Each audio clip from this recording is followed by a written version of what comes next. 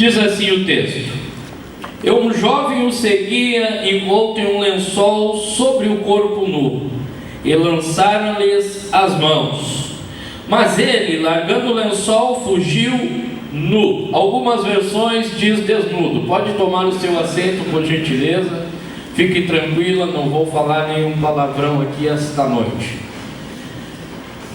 Evangelho de Marcos, o primeiro evangelho a ser escrito por volta de 60 depois de Cristo, 65. Marcos não foi um dos 12. Marcos, ele talvez tenha sido instruído por Pedro para escrever este evangelho.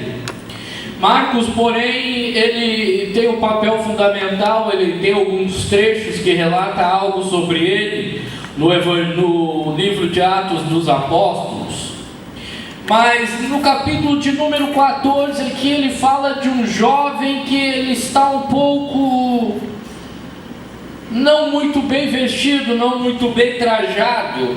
É um momento muito importante quando nós olhamos o contexto da situação aqui. Judas, ele traz Jesus Cristo, ele vende Jesus Cristo por 30 moedas, era o preço de um escravo. É realizado também a última Páscoa, antes da morte de Jesus, a Santa Ceia. Ali pelo versículo de número 27, Pedro ele é avisado pela pessoa de Jesus Cristo que ele iria negar a Cristo. Após isso, Jesus vai para o Getsêmani. E ali ele tem aquele momento de agonia profunda, ele tem aquele momento de oração, de intimidade com o Pai, antes da sua morte, antes da sua prisão, e ele é preso.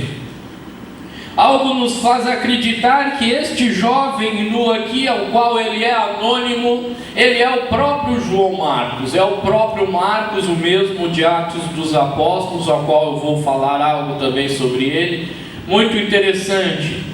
E um dos pontos que nos faz acreditar que seja ele mesmo é que ele é o único que relata este fato, este acontecido.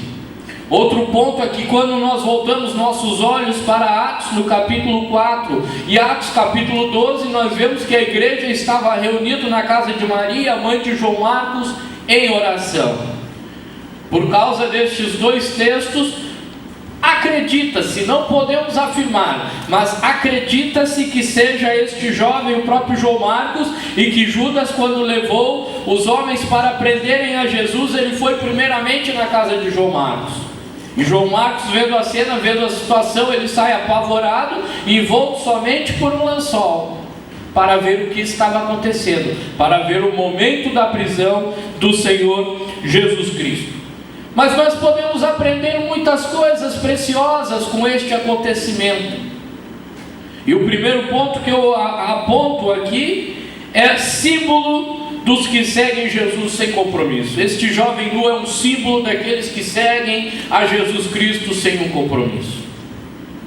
Ele não tinha até então um compromisso com Jesus Cristo. Ele não estava em um momento apropriado. Ele pegou o acontecimento, como se diz no popular, o trem andando, e ele quis sentar na janela. Ele não tinha um compromisso com Jesus. Ele não sabia o que estava acontecendo, mas ele estava curioso, porque ele viu uma multidão. O que está acontecendo ali? Eu vou lá ver. Muitos seguem a Jesus Cristo sem compromisso, mas eles veem uma multidão na praça, eles veem uma multidão no templo lotado, eles veem um templo luxuoso, eles veem aquelas pessoas, eu vou lá ver o que está acontecendo. Ele não sabe, ele está ali desapercebido, ele simplesmente é mais um ali em meio à multidão. Infelizmente, isso é uma realidade. Há multidões vazias, há multidões sem compromisso. O segundo ponto que eu abordo é que ele é um símbolo dos que vivem uma superficialidade. Superficial. O lençol, ele é de um tecido fino. Muitas vezes ele fica até mesmo transparente. É algo superficial que mostra o interior, que mostra a intimidade. Nós olhamos este verniz aqui, ele está muito lindo, este piso novo, mas se nós pegarmos um prego, ele vai se riscar facilmente. Muitos de nós hoje temos uma vida superficial, é uma camada muito fina, é uma proteção muito fina. Temos uma vida de superficialidade, onde nós só participamos do culto de sábado, porque é o culto de jovem, mas não queremos participar do culto de domingo, que é o culto de comunhão, não queremos participar da escola dominical no domingo pela manhã, não queremos participar do culto de ensino, culto de doutrina, e criamos uma casta superficial, onde ela é facilmente danificada, onde ela é facilmente rompida. Este jovem, ele apresenta um símbolo de superficialidade. Superficialidade nós não vemos somente na igreja, mas vemos uma superficialidade também nos dias de hoje, até mesmo em meio àquelas entidades que eram marcadas por uma seriedade. Recentemente, um acontecimento, foi muito triste este acontecimento, onde alguns homens políticos que foram condenados pelo Joaquim Barbosa, eles foram absolvidos por outro. Logo o Tribunal de Justiça Federal, que era tão sério, era tão rigoroso, nunca aconteceu de políticos serem condenados, tantos políticos serem condenados, e foram. Mas a superficialidade tomou conta lá também, e eles foram absolvidos recentemente. A superficialidade está tomando conta de várias áreas, de vários locais, não é somente da igreja. Mas este jovem, ele também mostra ele simboliza aqueles que são adeptos do pragmatismo. O que é pragmatismo? Pragmático, aquilo que é fácil. Ou seja, a famosa frase dos jesuítas: os fins justificam os meios. Não me interessa o que está acontecendo, não me interessa se isso é certo ou errado, desde que dê certo. Eu não sirvo a Deus pela forma correta que eu tenho que servir, mas eu sirvo a Deus porque isso está dando certo. Eu realizo isto não porque é certo, mas eu realizo isto porque isto dá certo. Eu faço desta forma, não é porque vai ocasionar uma mudança, não é porque vai ocasionar uma transformação, mas eu faço isso é porque vai atrair multidões. O pragmatismo, pragmático, desde que dê certo, é assim que eu vou fazer. Este jovem, não me interessa se eu estou adorando a Deus desta forma, com esta vestimenta, somente com este lençol. Mas agora é escuro, agora é noturno, eu estou em meio à multidão, eles não estão me vendo, eu vou desta forma. Não é certo, mas é o que eu tenho, é prático, é pragmático, é assim que eu vou fazer. E este jovem, ele aponta um quarto item, o símbolo dos que não podem se defender.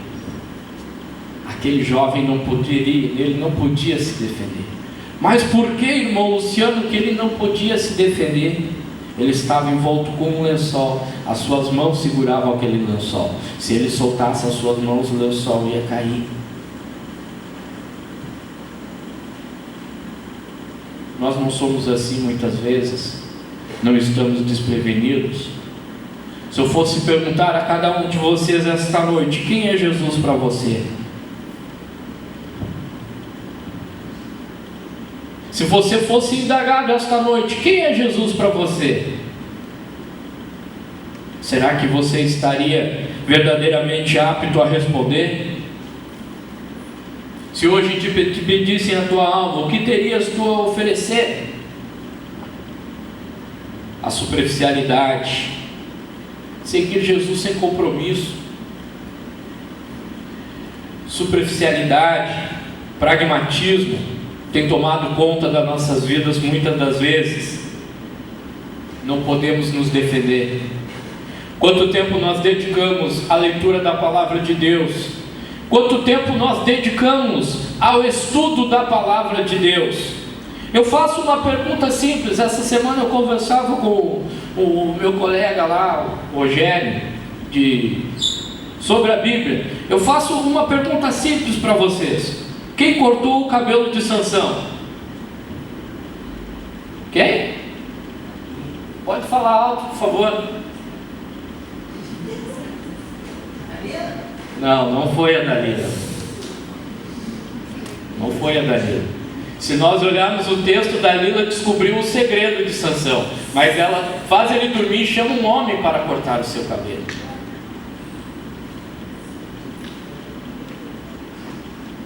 Vejam, meus irmãos, como nós não estamos preparados muitas vezes a nos defender. A superficialidade. Nós estamos no superficial.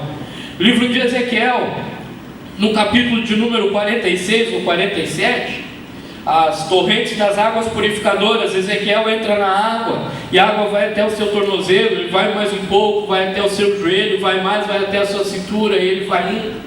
Será que nós temos feito como Ezequiel? Nós temos nos aprofundado até as profundezas do conhecimento do nosso Senhor e Salvador Jesus Cristo? Será que nós estamos protegidos verdadeiramente? Mas eu tenho uma boa notícia para você, não fique triste.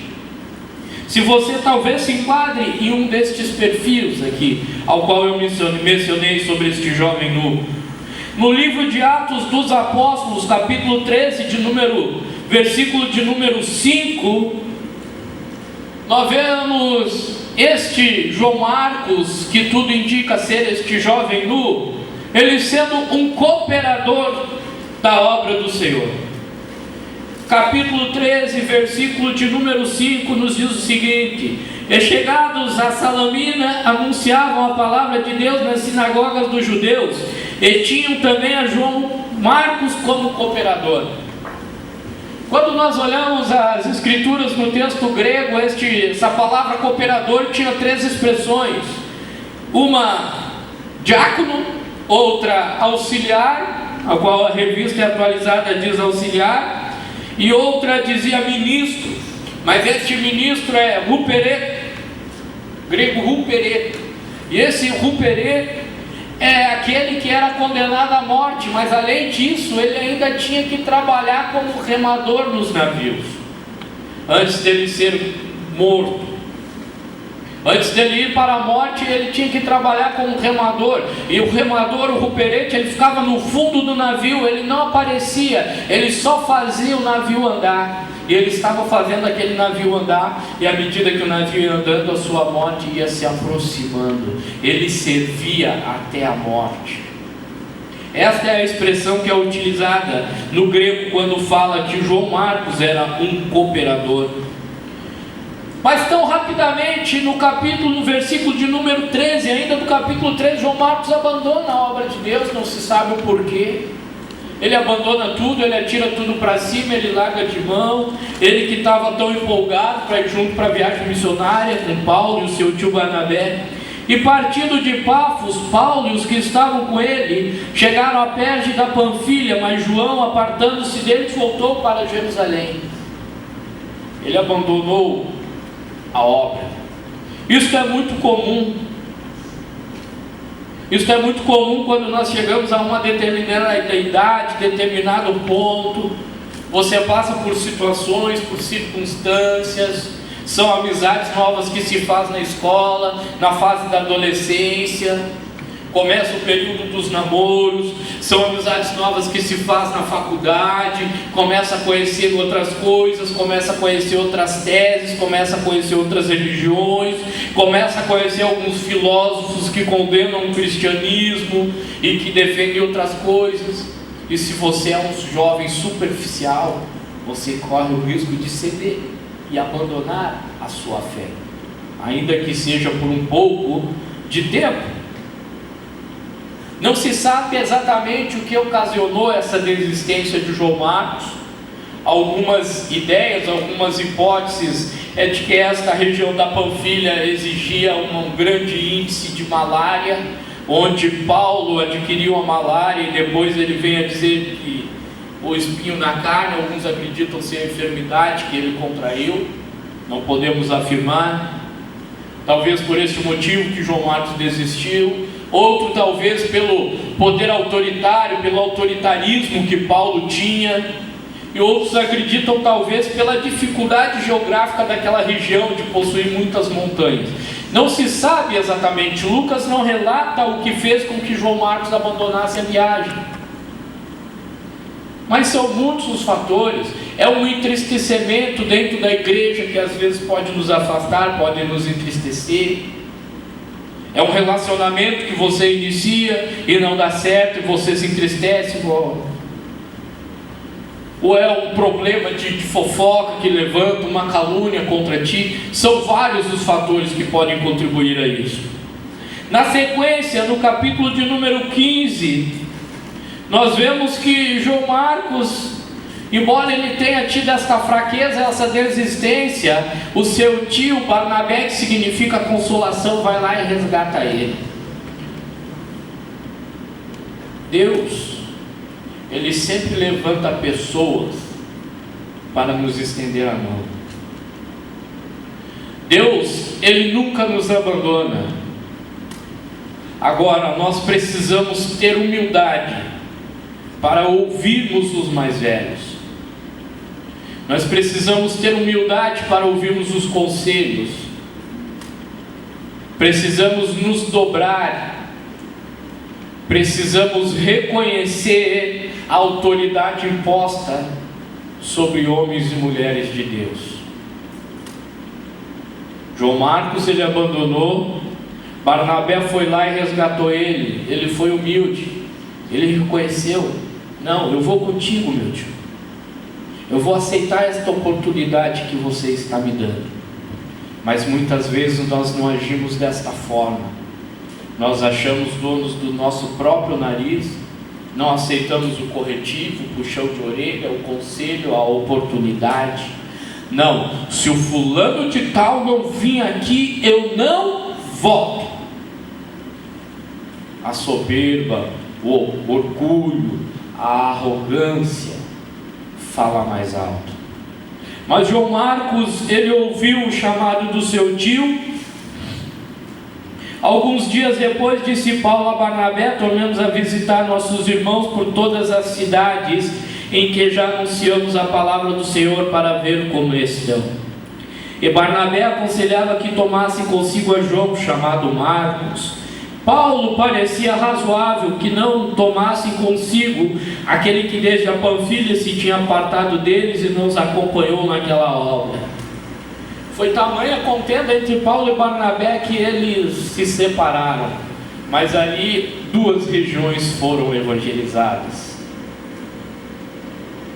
Em último momento nós vemos o João Marcos, que talvez andava nu, que abandonou a viagem missionária, que era um cooperador e deixou de cooperar, que voltou a ser missionário, entre as suas fraquezas, entre as suas quedas, e em último momento nós vemos ele sendo útil.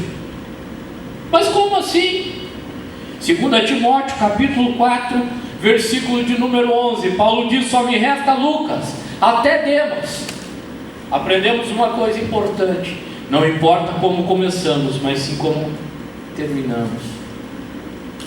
Demas, ele começou muito bem. Filipenses, versículo 24. Paulo fala muito bem de Demas. Em Colossenses, Paulo só fala o nome de Demas. Agora em Timóteo, ele diz que Demas o abandonou. Demas começou muito bem, mas terminou muito mal.